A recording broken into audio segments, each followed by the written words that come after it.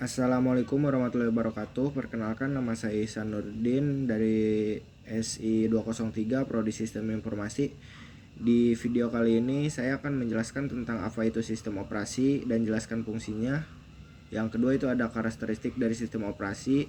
Yang ketiga adalah skema dasar sistem komputer. Yang keempat itu ada jelaskan apa itu perangkat input, proses, output, dan memori beserta perangkatnya. Yang terakhir itu ada langkah cara menginstal Windows 10.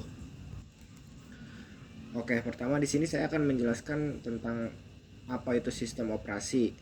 Jelaskan fungsi dari sistem operasi.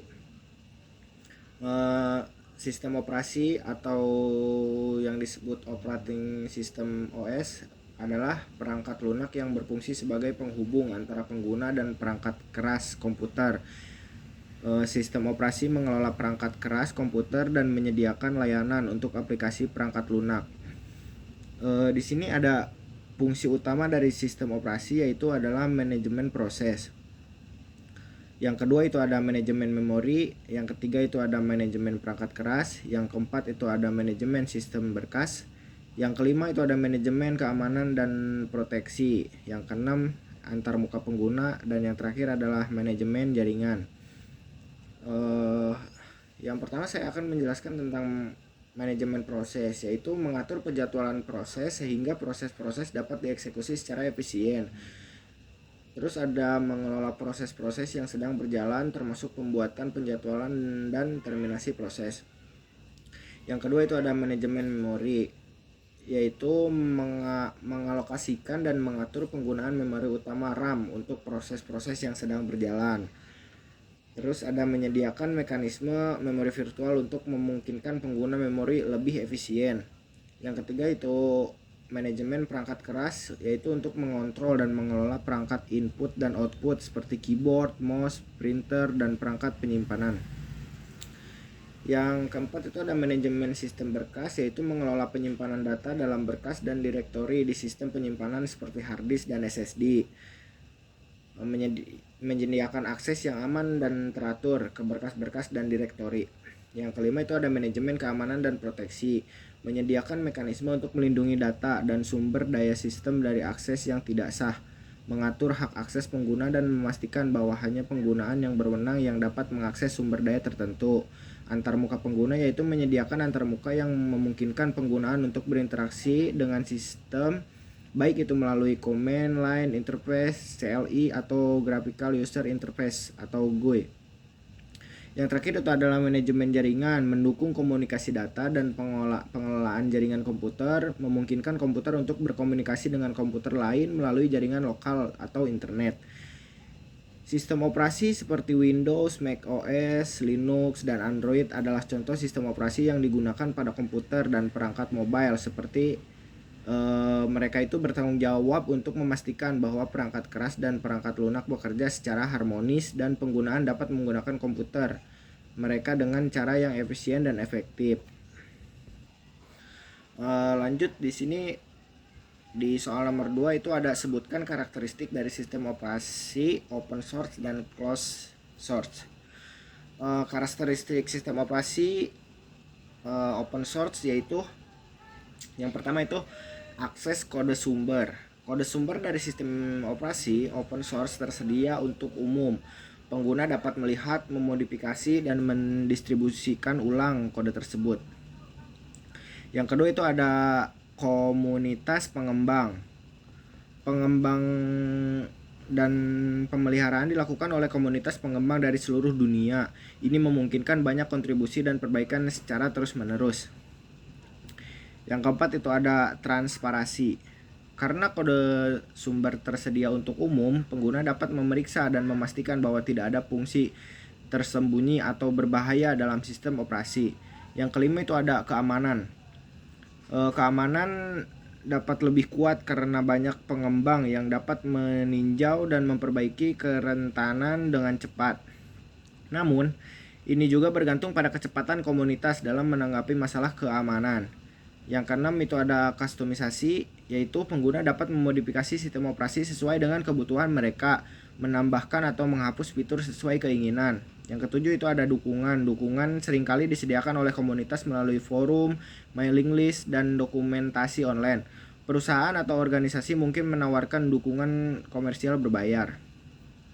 Selanjutnya itu ada karakteristik sistem operasi closed source. Yang pertama itu ada akses kode sumbernya. Kode sumber tidak tersedia untuk umum, hanya pengembangan yang bekerja untuk perusahaan atau organisasi pemilik yang memiliki akses.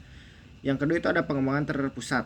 Pengembangan dan pemeliharaan dilakukan secara terpusat oleh perusahaan atau organisasi tertentu.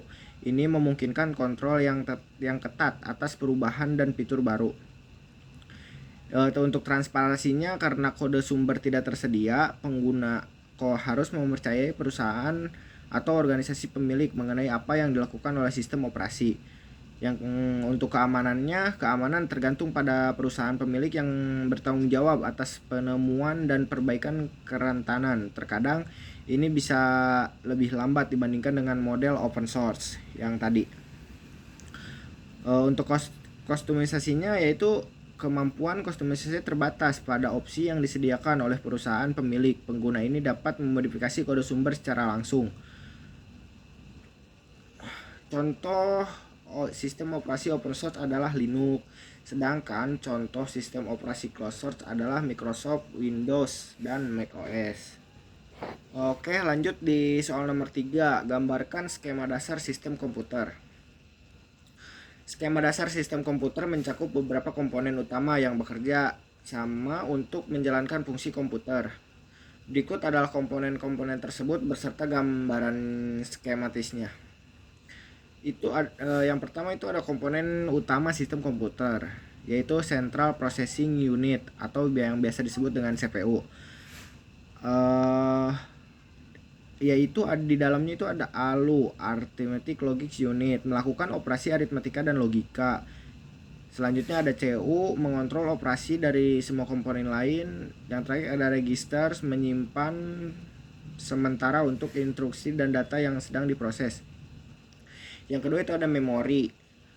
Di dalamnya itu ada RAM, penyimpanan sementara yang digunakan oleh CPU untuk menjalankan program dan memproses data. Perangkat inputnya yaitu alat untuk memasukkan data dan instruksi ke dalam komputer seperti keyboard, mouse, dan scanner. Perangkat outputnya alat untuk menampilkan hasil dari pemrosesan komputer seperti monitor, printer, speaker. Selanjutnya ada di penyimpanan sekunder, penyimpanan permanen untuk data dan program seperti hard disk, SSD. Yang terakhir itu ada perangkat jaringan atau alat untuk menghubungkan komputer ke jaringan internet seperti kartu jaringan, router, modem, atau switch. Penjelasan aliran data. Di sini input sama dengan data dan instruksi dimasukkan ke dalam komputer melalui perangkat input. Yang kedua ada proses. CPU memproses data dan instruksi menggunakan memori sebagai penyimpanan sementara. Penyimpanan yaitu data yang perlu disimpan secara permanen ditulis ke penyimpanan sekunder. Output, hasil pemrosesan ditampilkan melalui perangkat output. Dan kelima itu ada jaringan. Dan jaringan yaitu data dan informasi dapat dikirim atau diterima melalui perangkat jaringan untuk komunikasi dengan komputer lain. Oke, lanjut di soal nomor 4, yaitu ada jelaskan apa itu perangkat input, proses, output, dan memori beserta perangkatnya. Untuk perangkat input adalah alat yang digunakan untuk memasukkan data dan instruksi ke dalam komputer. Perangkat ini memungkinkan pengguna berinteraksi dengan komputer. Contoh perangkat input yaitu keyboard, mouse, scanner, mikrofon, webcam, joystick, atau gamepad. Yang kedua itu adalah proses. Proses merujuk pada pengolahan data yang dilakukan oleh Central Processing Unit atau CPU. Unit pemrosesan sentral, CPU adalah otak dari komputer yang bertanggung jawab untuk mengeksekusi instruksi dari program dan mengolah data. Komponen CPU itu yang tadi disebutkan di atas, ALU, CU, dan register. Lanjut di perangkat output. Perangkat output adalah alat yang digunakan untuk menampilkan hasil dari pemrosesan komputer kepada pengguna. Contoh perangkat output itu adalah monitor, printer, speaker, project. Lanjut itu ada memori. Memori merujuk pada komponen yang digunakan untuk menyimpan data sementara dan permanen di dalam komputer. Memori berperan penting dalam operasi komputer karena menyimpan data yang sedang digunakan dan diinstruksi program. Jenis memori itu adalah RAM atau ROM. Perangkat penyimpanan sekunder, hard disk, SSD, USB, CD, DVD, atau Blu-ray. Skema aliran data dalam sistem komputer, input, data, dan instruksi dimasukkan melalui perangkat input. Proses yaitu CPU memproses data dan instruksi menggunakan memori sebagai penyimpanan sementara. Output hasil pemrosesan ditampilkan melalui perangkat output. Penyimpanan yaitu data yang perlu disimpan secara permanen perangkat di penyimpanan sekunder. Lanjut di soal nomor terakhir yaitu jelaskan langkah menginstal Windows 10 atau Ubuntu 22. Di sini ada keterangan pilih salah satu. Saya akan memilih jelaskan langkah menginstal Windows 10.